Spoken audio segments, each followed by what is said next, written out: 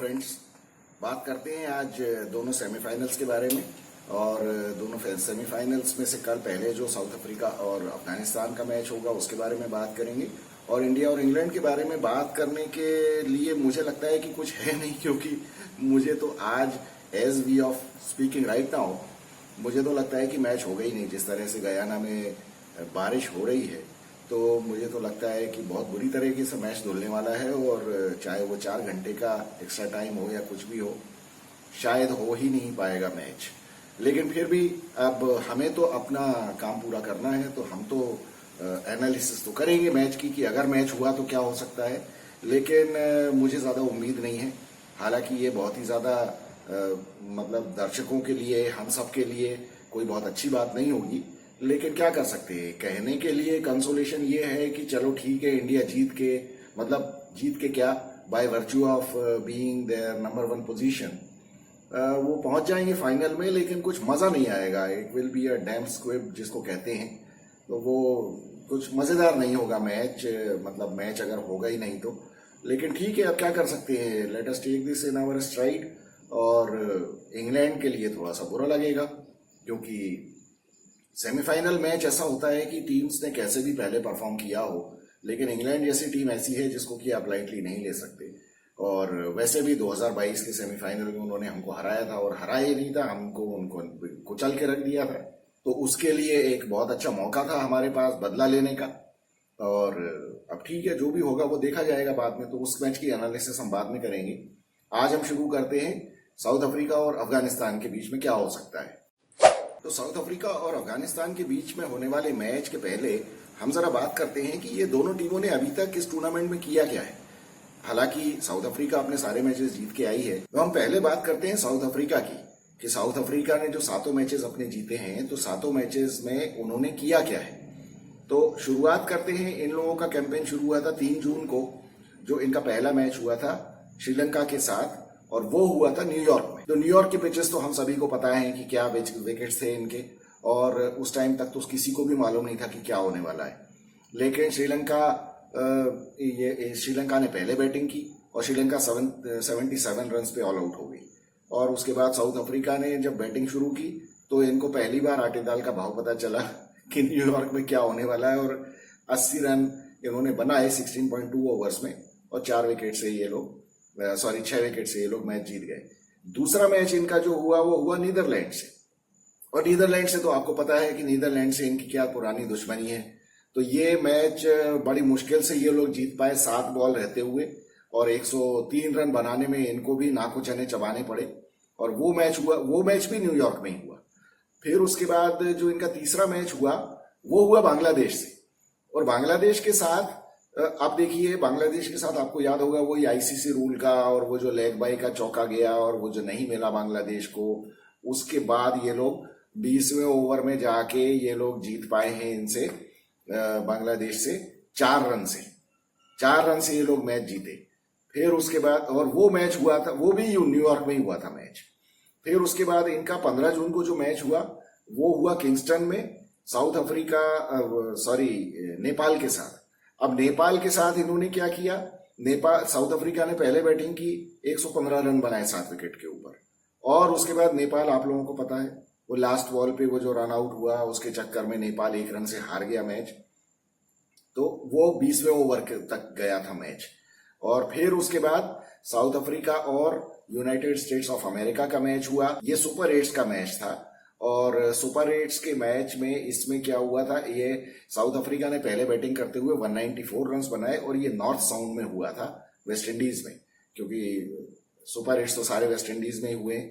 लेकिन उसके बाद आप लोगों को अगर याद होगा, वो आंद्रेस गाउस जो इनका था यूएसए का, उसने अच्छी खासी पिटाई कर दी थी, 85 रन बना दिए थे। और ये लोग बड़ी मुश्किल से ये 20 रन से मैच जीत पाए थे। वो मैच ये लोग बिल्कुल हार भी सकते थे अगर यूएसए के 2-1 बैट्समैन और चल जाते। और हमने उस मैच में भी वीडियो जो किया था उसमें हम लोग यही डिस्कस कर रहे थे कि ये 2-3 बाउंड्रीज का सवाल था। अगर 2-3 बाउंड्रीज कोई इनके बैट्समैन मार देते, जो कि उन लोगों ने बॉल्स मिस कर दी थी, तो ये मैच हार भी सकती थी साउथ अफ्रीका। फिर उसके बाद इनका जो अगला मैच हुआ वो इंग्लैंड से था। और इंग्लैंड को भी इन्होंने बड़ी रोते धोते हराया है 7 रन से। तो वो भी आप लोगों को मैच याद होगा। ये मैच हुआ था ग्रॉस आइसलैंड में, जहां पे कि इंडिया का मैच हुआ था ऑस्ट्रेलिया के साथ, और इंडिया ने आपको पता है 205 रन बनाए थे। वहां साउथ अफ्रीका ने 163 रन बनाए और इंग्लैंड 156 ही रन बना पाई। हालांकि वो भी, उसमें भी आपको पता है कि ये मतलब कोई भी टीम कभी भी उसमें जीत सकती थी। फिर उसके बाद जो इन लोगों का वर्चुअल क्वार्टर फाइनल हुआ वो नॉर्थ साउंड में हुआ था वेस्ट इंडीज के साथ, जिसमें वेस्ट इंडीज ने 135 फॉर 8 बनाए और साउथ अफ्रीका डीएलएस मेथड की वजह से जीत गई, क्योंकि उसमें पानी वानी गिर गया। और उसमें तो वेस्ट इंडीज ने खैर बॉलिंग तो क्या, बॉलिंग भी खराब की और बैटिंग बहुत खराब कर दी। जो उनके शुरू में ही विकेट गिर गए थे, पूरन आउट हो गया था। तो उसके बाद ये लोग साउथ अफ्रीका वहां से मैच जीत के और फिर ये लोग सेमीफाइनल में पहुंच गए। अब आप देखिए कि ये जो मैचेस हुए हैं, तो शुरू से अगर हम बात करें तो श्रीलंका के साथ कह सकते हैं आप कि एक कन्विंसिंग विक्ट्री थी। हालांकि ये 17वें ओवर में जीते सिर्फ 80 रन बनाने के लिए। फिर उसके बाद नीदरलैंड्स के साथ भी इनकी हालत खराब हो गई थी। 19वें ओवर में ये लोग जीते सिर्फ 103 रन बनाने के लिए। फिर इनका जो बांग्लादेश से मैच हुआ वो तो देखिए, हमको मालूम ही है कि ये 4 रन से कैसे जीते हैं, और ये 20वें ओवर में जीते हैं मैच। फिर उसके बाद साउथ अफ्रीका और नेपाल का जो मैच था वो तो मतलब कहने की बात ही क्या है, जो नेपाल 1 रन से हार गया मैच। मतलब इन लोगों का कोई भी मैच कन्विंसिंग नहीं हुआ है। कोई भी मैच ये लोग कन्विंसिंग नहीं जीते हैं। अब इसको देखिए, यहाँ पे 2 आर्ग्यूमेंट हो सकते हैं कि कोई ये कहे कि अरे भाई साउथ अफ्रीका तो बड़ा फाइट करती हुई चली आ रही है। अब इसको देखने के 2 तरीके हैं कि या तो आप ये कहें कि साउथ अफ्रीका फाइट करके आ रही है तो ये लोग बड़े कॉन्फिडेंस में होंगे, बल्कि दूसरा आर्गुमेंट मेरा ये है कि आप एक भी मैच कन्विंसिंग नहीं जीते हैं, तो आपको तो बहुत ज्यादा, आपको तो लोअर कॉन्फिडेंस की शिकायत होनी चाहिए। जैसे लोअर ब्लड प्रेशर होता है ना, उसी तरह से कि आप एक भी मैच कन्विंसिंग नहीं जीते हो। आपके बल्लेबाजों ने आपकी बिल्कुल बैंड बजाने में कोई कसर नहीं छोड़ी है, सिवाय एक मैच के जो आपने यूएसए के अगेंस्ट खेला है, उसके अलावा किसी बल्लेबाज ने रन नहीं बनाए हैं। अब बॉलर्स का तो ऐसा है, कोई ये कहे कि बॉलर्स बहुत अच्छी बॉलिंग कर रहे हैं, तो बॉलर तो किस टीम के अच्छे नहीं कर रहे हैं इस टूर्नामेंट में। तो जहां बॉलिंग के लिए फेवरिंग विकेट्स हैं, तो वहां तो बॉलर्स अच्छी बॉलिंग करेंगे ही। लेकिन इनके बॉलर्स ने भी अच्छी टीमों के अगेंस्ट बॉलिंग अच्छी नहीं की है। कमजोर टीमों के अगेंस्ट भले ही वो नोकिया 4-4 विकेट लेके चले गए, लेकिन अदरवाइज किसी ने भी बॉलिंग अच्छी नहीं की है। मार्को एंसन ने एक आध मैच में अच्छी बॉलिंग की है, कगिसो रबाडा ने कोई बहुत अच्छी बॉलिंग नहीं की है। उस सारे बॉलर्स ने एक एक किसी मैच में अच्छी बॉलिंग की है। बाकी तो फिर ये है कि एक एक 2-2 विकेट सबको मिलते चले गए हैं।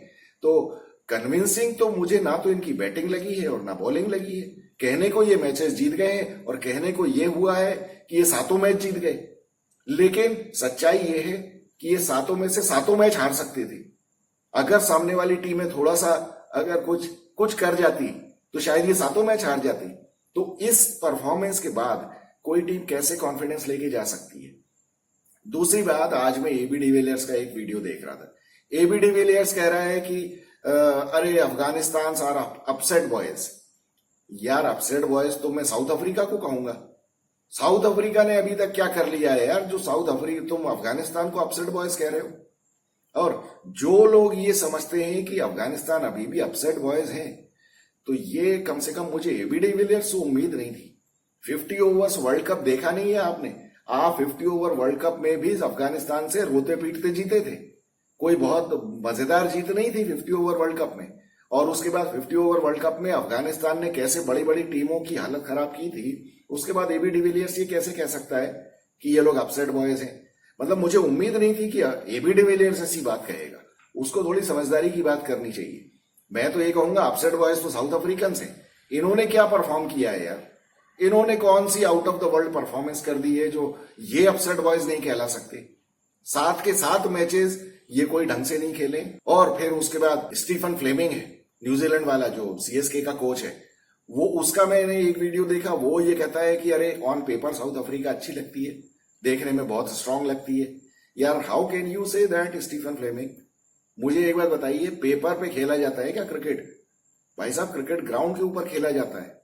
फिर उसके बाद मैं प्रेस कॉन्फ्रेंस देख रहा था, जो साउथ अफ्रीका का कोच है रॉब वॉल्टर, उसने कहा कि नहीं साउथ अफ्रीका हैज टू, मतलब उसने डायरेक्टली ये बात नहीं कही, लेकिन उसने ये कहा कि भाई एंजाइटी और एक्साइटमेंट तो होता ही है, तो उसको हमें मैनेज करना पड़ेगा। अब साउथ अफ्रीका के कोच को इतनी समझ नहीं है कि ये बात प्रेस कॉन्फ्रेंस में नहीं कहनी चाहिए। आप ये देखिए, जो भी सक्सेसफुल टीम्स है, जैसे फॉर दैट मैटर इंडिया को देखिए आप, इंडिया का कोई भी ये जो प्रेस कॉन्फ्रेंसेस होती है ना, ये बड़ा माइंड गेम खेला जाता है इनमें। और राहुल द्रविड़ को देखें आप, या इंडिया का कोई भी कोच आता है, चाहे वो थर्ड क्लास पारस महामरे या विक्रम राठौर ही क्यों ना आए, लेकिन या फिर प्लेयर्स का तो सवाल ही नहीं उठता, प्लेयर्स तो बहुत कॉन्फिडेंट रहते हैं, लेकिन ये कोचेस भी जब आते हैं तो कभी भी ये बात नहीं करते हैं कि अरे हमें कोई टेंशन है या ये, वो हमेशा ये बात बोलते हैं कि अरे it's a normal game, it's one of other kind of games for us, it's a normal game, क्या प्रॉब्लम है इसमें, काय का टेंशन, कुछ नहीं, we are excited to go. लेकिन यहाँ रॉब वाल्टर बोल रहा है कि नहीं नहीं, we will have to manage the excitement and the anxiety. अब तुम कोच होके तुम ये बात कर रहे हो, इसका मतलब सामने वाली टीम को ये बात समझ में आ जानी चाहिए कि तुम्हारे प्लेयर जो है ना, उनको एंजाइटी भी हो रही है और उनको एक्साइटमेंट भी हो रहा है और टेंशन में भी है। तो ये बहुत अच्छी चीज होती है। अब ये माइंड गेम्स होते हैं, ये साइकोलॉजिकल चीजें हैं, ये इन लोगों को इसकी ट्रेनिंग दी जानी चाहिए, लेकिन पता नहीं क्यों ये लोग समझते नहीं है कि इनको क्या बोलना है और क्या नहीं बोलना है। ये इस चीज की, अब ये होता क्या है कि ये लोग ज्यादा जीते बीते नहीं है ना, तो इनको भी ये पता नहीं है बातें कि क्या आपको कहना है और क्या नहीं कहना है, और किन चीजों से सामने वाली टीम को क्लू मिलता है। अब मुझे नहीं समझ में आता कि, खैर ये बात सही है कि अफगानिस्तान टीम के प्लेयर्स अगर ये स्टेटमेंट सुन भी लेंगे तो शायद उनको समझ में ना आए, लेकिन जोनाथन ट्रॉट को समझना चाहिए ये बात कि साउथ अफ्रीका टेंशन में है और उसको एंजाइटी भी है। और खैर वो तो हिस्टोरिकली उसको मालूम होना चाहिए कि ये लोग तो प्रेशर में होंगे ही होंगे, क्यों नहीं होंगे, क्योंकि ये लोग कभी इस लेवल पे खेले नहीं है। फिर रॉब वाल्टर ने एक बात और कही, उसने ये कहा कि भाई वो जो पहले जो था, किसी ने पूछा था क्वेश्चन उससे, जर्नलिस्ट ने, कि भाई आप लोग पहले भी फॉल्टर करते रहे हैं इस लेवल पे और आप लोग नॉकआउट में टेंशन में आ जाते हैं, तो इसकी क्या वजह है और क्या उसको आप कैसे काउंटर करेंगे। तो उसने कहा नहीं नहीं नहीं, वो जो पहले हुआ था तो अब वो तो कोई हमारी टीम में है नहीं, तो उससे हमको पड़ता नहीं है फर्क। अब ये भी बड़ी बेवकूफी वाली बात की है उसने, ये बात भी उसको कहनी नहीं चाहिए थी, क्योंकि देखिए आप ये कैसे कह सकते हैं कि भाई पुराने जो लोग थे अब तो वो कोई टीम में नहीं है, तो अब हमारी टीम तो बहुत सुपर कॉन्फिडेंट हो गई। अरे तुम्हारी टीम की सुपर कॉन्फिडेंस तो हमने देख लिया ना, पिछले 2 साल से देख रहे हैं।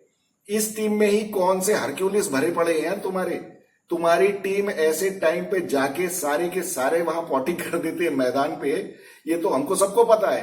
तो तुम्हारा कैरेक्टर तो हमको बहुत अच्छी तरह से समझ में आता है। चाहे वो प्लेयर्स पुराने वाले भले वो नॉकआउट मैचेस में जाके वो फेल कर जाते थे, तुम्हारे प्लेयर तो पहले ही फेल कर जाते हैं। अभी जो प्रेजेंट टीम वाले हैं, किस में तुम नेपाल के सामने फेल नहीं हुए क्या? तुम यूएसए के सामने तुम्हें धूल चाटने की नौबत आ गई थी ना, नहीं आई थी क्या? फिर फालतू बात क्यों करते हो यार? सोच समझ के, इन लोगों की भी ट्रेनिंग होना बहुत जरूरी है यार। कुछ भी बोलते हैं ये लोग, इनको समझ में नहीं आ रहा है कि हम क्या बोल रहे हैं, उसका मतलब क्या है। पुराने प्लेयर्स हो जाते थे, अब ये नए प्लेयर्स बिल्कुल नए हैं। जैसे तुम्हारे नए प्लेयर्स ने तो 5-5 ट्रॉफी जीत के रख रखी है साउथ अफ्रीका की कैबिनेट में। अरे तुमको सबको फेल होते, नीदरलैंड से अभी 2 साल में 2 बार हारे हो यार। तुम बात कर रहे हो कि वो पुराने वाले चोक होने वाले प्लेयर्स अब नहीं है टीम में, ये सारे चोकर्स ही हैं। खैर हमको ये बात नहीं कहनी चाहिए, चोकर्स तो हमसे बड़ा कोई नहीं है इंडियन टीम से। इसलिए मैं अपना ये स्टेटमेंट वापस लेता हूं, साउथ अफ्रीका चोकर्स नहीं है, लेकिन ये डरपोक लोग तो हैं, क्योंकि ये नीदरलैंड से हारे, नेपाल से बिल्कुल इनकी हालत पतली हो गई थी एकदम। अब आप लोग क्या सोचते हो? अच्छा, कोई अगर ये कहे कि नहीं नहीं नहीं ऐसा साउथ अफ्रीका अच्छी स्ट्रांग टीम है और ऐसा है वैसा है, तो भाई साहब एक बात बताओ मुझे आप, इंडिया के मैच हो जाने दो नेपाल के साथ, आप क्या सोचते हो कभी ऐसा होगा कि ये 1 रन से जीते मैच? यार मतलब कुछ भी हो जाए यार, ऐसा अभी तो नहीं हो सकता ना नेपाल के साथ, जब तक अभी नेपाल 5-7 साल 10 साल ना खेल ले। तो यहाँ तो सारे मैचेस में साउथ अफ्रीका यही करती चली आ रही है। इसके बाद कैसे किसी टीम मेंबर को कॉन्फिडेंस आ जाएगा कि हम कल जाके अफगानिस्तान को हरा देंगे? और दूसरी बात, जहां तक अफगानिस्तान का सवाल है, कोई आदमी ये भी कह सकता है कि भाई अफगानिस्तान ने भी आज तक सेमीफाइनल नहीं खेला है, तो वो भी प्रेशर में होंगे। देखिए वहां पे एक बहुत बेसिक डिफरेंस है अफगानिस्तान में। अफगानिस्तान जिस कंट्री से आते हैं, अभी आप लोगों को सबको पता है कि उनकी पॉलिटिकल सिचुएशन उनके कंट्री में क्या है, और वो लोग वहां से आते हैं जहां पे कि आज बम फट गया कहीं, अगले दिन वहां मैच खेल रहे हैं। आज कुछ हो गया, आज किसी ने पाकिस्तान ने हमला कर दिया, लेकिन वो लोग वहां मैच खेल रहे हैं। तो वहां पे तो ये हालत है। तो वो तो लड़ाकू लोग हैं, और ऐसा नहीं है वो हिस्टोरिकली लड़ाकू रहे हैं, लेकिन वो ये तो अभी भी इन लोगों की कंडीशन यही है ना। तो इन लोगों को तो डर नाम की कोई चीज ही नहीं है। They have got nothing to lose, कि ठीक है कोई बात नहीं। वो सबसे बड़ी बात ये है कि वो भले उनको दुनिया किसी भी नजर से देखे, लेकिन उनको तो पता है ना कि उनके लिए ये बहुत बड़ा अचीवमेंट है जो ऑलरेडी उन्होंने कर लिया है। अब इसके बाद वो जो भी करेंगे वो बस बोनस है उनके लिए। तो उनके पास तो कोई प्रॉब्लम ही नहीं है। वो तो अगर उन्होंने फाइट करवा दी अगर साउथ अफ्रीका को, तो वो तो ये समझेंगे कि हमने तो बिल्कुल हालत पतली कर दी और जान ले ली इनकी। तो ये बहुत बड़ा फर्क होता है एक। और कॉन्फिडेंस में तो उन लोगों से मुझे कभी भी कुछ नजर नहीं आया ऐसा कि कभी भी मैच फंसा हो और वो लोग हाथ पैर फूल गए हों उनके, और उन्होंने कभी कैच छोड़ दिए हों या कुछ कर दिए हों। इनके भी फंसे हुए मैच हुए। चलिए जरा पहले हम बात करते हैं कि अफगानिस्तान ने क्या किया है। तो जैसा अभी हमने साउथ अफ्रीका के बारे में देखा कि उनका ये सफर क्या रहा है वर्ल्ड कप में, उस तरह से अगर हम अफगानिस्तान को देखें तो अफगानिस्तान का 4 जून को जो मैच हुआ था युगांडा के साथ, वो मैच हुआ था प्रोविडेंस में। वो प्रोविडेंस मतलब वहीं जहां पे कि अभी इंडिया का मैच होने वाला है। ये यहाँ पे देखिए ये बैटिंग विकेट था उस टाइम, क्योंकि उस टाइम तो देखिए बारिश नहीं हो रही थी, और वहां पे अफगानिस्तान ने 183 रन बनाए 5 विकेट के ऊपर 20 ओवर में, और युगांडा को 16 ओवर में पैक कर दिया 58 पे। तो अब उस मैच से हम कुछ ज्यादा मतलब we can not take anything out of it, क्योंकि वो युगांडा के अगेंस्ट था।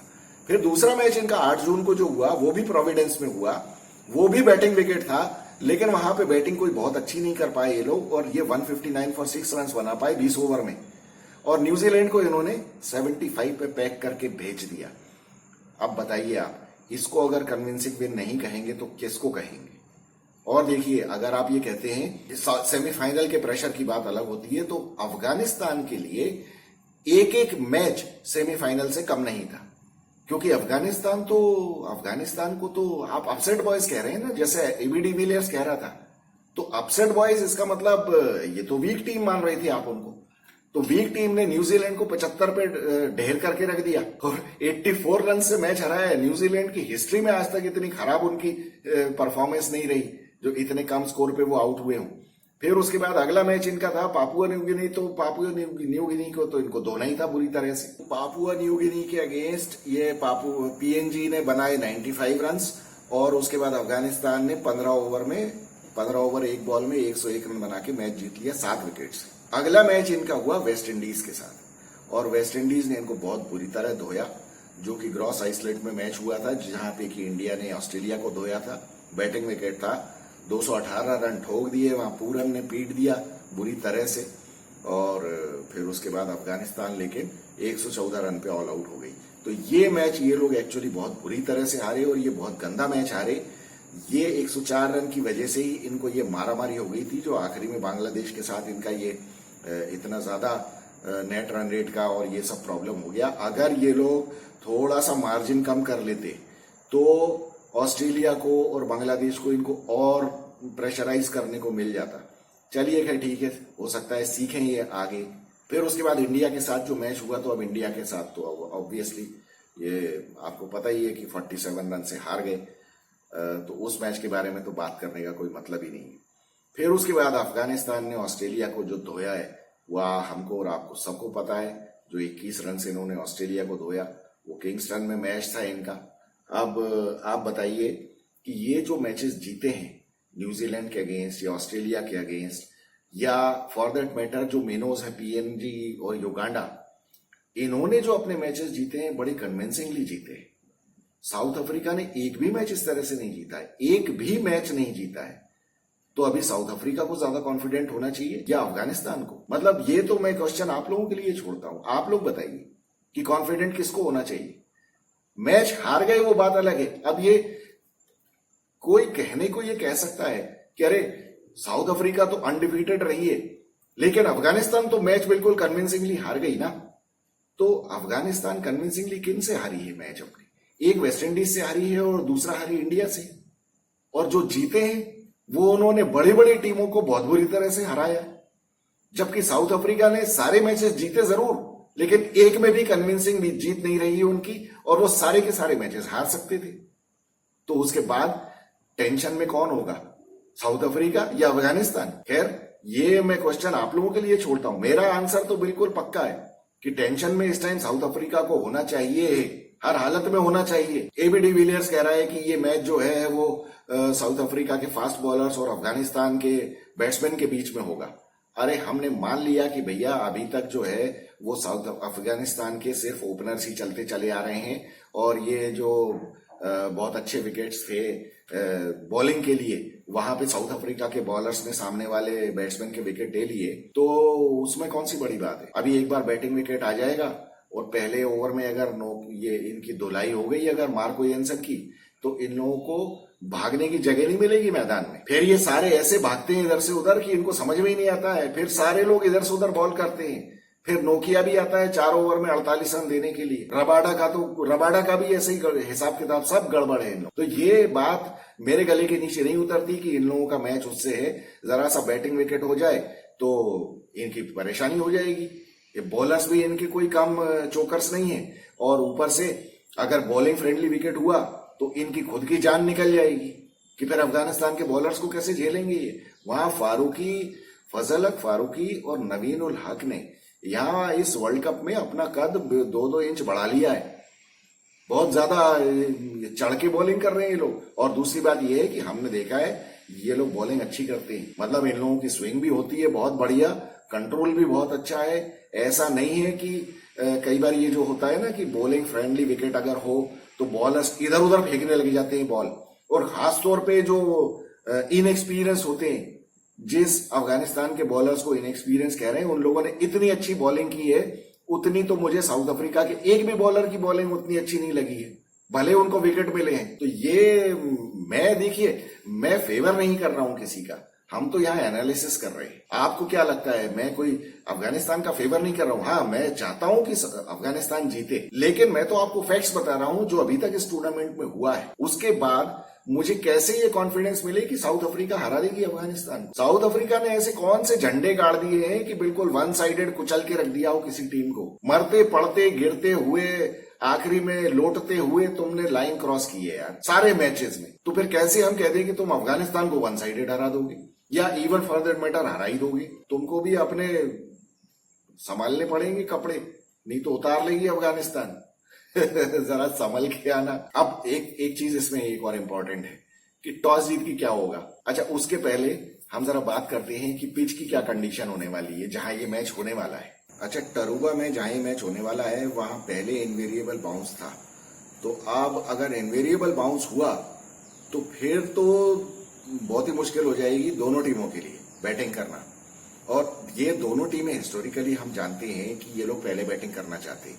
हालांकि साउथ अफ्रीका ने अभी थोड़ी सी वो डेयरिंग दिखाई है अपनी, जो अभी पिछले मैच में इन्होंने बाद में बैटिंग की थी, तो मतलब ये कभी कभी ये इस तरह का डिसीजन ले लेते हैं। लेकिन अगर ये सोचे जैसे कि क्या होता है कि वहां टरूबा में कई बार ये लोग ये बोल रहे हैं कि शायद वहां पे बाद में ड्यू भी आती है, कुछ सीपीएल के मैचेस में ड्यू आई थी, लेकिन अभी वहां बारिश का सीजन आ गया है। बारिश के सीजन में अभी वहां ड्यू आएगी कि नहीं आएगी कुछ पक्का नहीं है। और दूसरी बात ये और है कि अगर मान लीजिए इन लोगों ने ये सोचा कि हम चलो चेज ही कर लेते हैं, तो फिर ये लोग तो अफगानिस्तान के हाथों में खेल जाएंगे, क्योंकि अफगानिस्तान को तो पहले बैटिंग ही करना है। वो अगर टॉस जीते तो वो पहले बैटिंग ही करेंगे। तो मुझे लगता है कि इनके लिए अकलमंदी ये होगी कि ये साउथ अफ्रीका वाले खुद पहले बैटिंग कर लें, क्योंकि एक तो ये पसंद भी करते हैं, दूसरी बात ये है कि अफगानिस्तान को ये ज्यादा डिफिकल्टी में डाल सकते हैं। एट द सेम टाइम अगर अफगानिस्तान टॉस जीता तो वो तो बैटिंग ही करेंगे पहले, उन्हें तो करना ही है हर हालत में। लेकिन अगर इनवेरिएबल बाउंस हुआ और साउथ अफ्रीका ने बाद में बैटिंग की, तो इन लोगों को हमने देखा है कि ये बाद में बैटिंग करने में भी फॉल्टर करते हैं, और पहले बैटिंग करने में अगर मान लीजिए विकेट में कुछ हुआ तो भी इनको तकलीफ हो सकती है। ये अफगानिस्तान के बॉलर्स कोई आसान बॉलर्स नहीं है। साउथ अफ्रीका के लिए। कुल मिला के देखिए, मेरा दिल तो ये कहता है कि ये अफगानिस्तान इस मैच में बहुत ज्यादा भारी पड़ने वाली है साइकोलॉजिकली, क्योंकि देखिए ये ऑन पेपर जो स्टीफन फ्लेमिंग कह रहा है वो सब बेकार की बातें हैं। ऑन पेपर से कुछ नहीं होता है। हमने देखा है यहाँ क्लासन और मार्करम किस तरह से पानी मांगते हुए बैटिंग किया है इन लोगों ने इस टूर्नामेंट में। तो हम लोगों को बहुत अच्छी तरह समझ में आता है कि जरा सा प्रेशर आता है ये सारे के सारे बिखर जाते हैं बुरी तरह से। किसी ने ये क्लासन के बारे में कोई सोच सकता? आईपीएल में क्या बैटिंग कर रहा था ये, वर्ल्ड कप में इसने कितनी बढ़िया बैटिंग की, और फिर वर्ल्ड कप में ही हमने देखा कि क्या हालत हो गई इनकी। तो जरा सा प्रेशर आता है ये सबकी पोल खुल जाती है। जहां की अफगानिस्तान जो है उनके ऊपर प्रेशर आता है वो एकदम और चढ़ के निकल आते हैं। तो इसी को जो मैं कह रहा था ना कि लड़ाकू जो कौम होती है ना, वो उनका यही है कि जब उनके ऊपर प्रेशर आता है या when they are cornered against the wall, तो बस फिर वो प्रॉब्लम हो जाती है सामने वाली टीमों को कि फिर ये और उछल के आते हैं और चढ़ के आते हैं।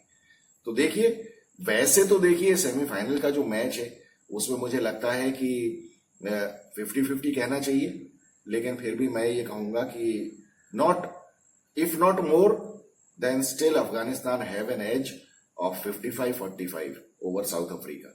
तो चलिए देखते हैं क्या होता है। कल सुबह मैच है और फिर हम बात करेंगे इंग्लैंड और इंडिया के बीच में।